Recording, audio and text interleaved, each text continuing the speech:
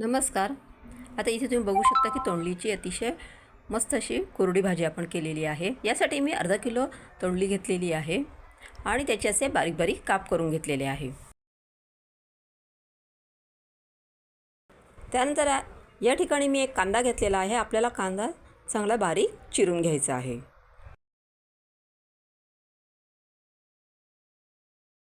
मी एकच कांदा घेतलेला आहे.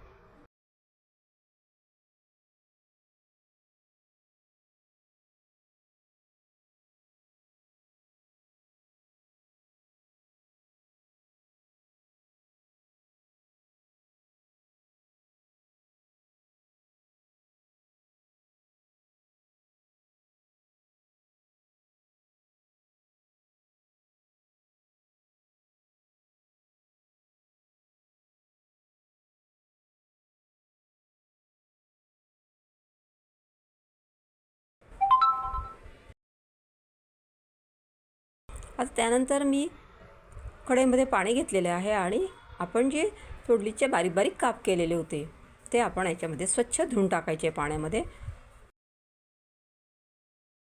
थोडी तोंडली जी असते ती मधून चिकट असते, त्याच्यामुळे मी ती चांगली 2 वेळा पाण्याने स्वच्छ धुवून टाकलेली आहे. आता कढई ठेवलेली आहे गॅसवरती आणि त्याच्यामध्ये तेल टाकलेले आहे. थोडे मी तेल गरम झाल्यानंतर आपल्याला त्याच्यामध्ये मोहरी टाकायची आहे. मोहरी आपल्याला चांगली तडतडू द्यायची आहे. मोहरी तडतडल्यानंतर त्याच्यामध्ये आपल्याला जिरं टाकायचं आहे. जिरं पण चांगलं तडतडू द्यायचं आहे आपल्याला. त्यानंतर या ठिकाणी मी लसणाचे बारीक बारीक काप करून घेतलेले आहे आणि ते पण टाकलेले आहे.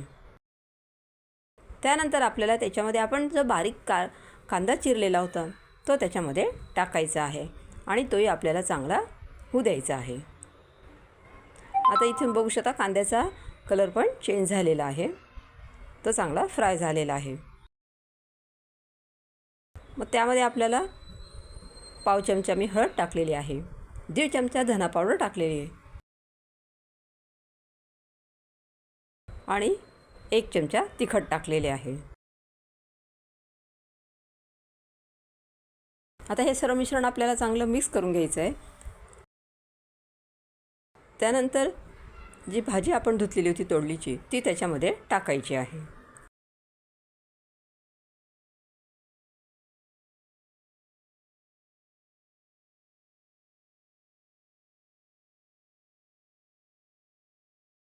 त्यानंतर आपल्याला त्याच्यामध्ये चवीनुसार मीठ टाकायचे आहे.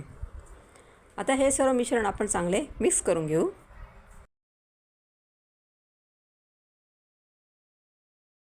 आता ही भाजी जी आहे कापल्यानंतर आपण ती आधी तेलामध्ये पण वाफवून घेऊ शकतो, पण मी तसं केलेलं नाही आहे.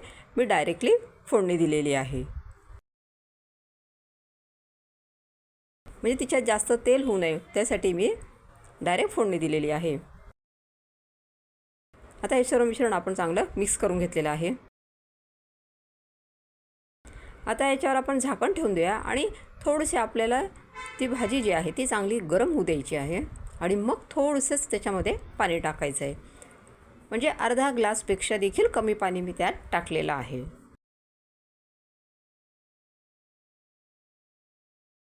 कारण भाजी चांगली मऊ शिजण्यासाठीच मी त्याच्यामध्ये पाणी टाकलेलं आहे.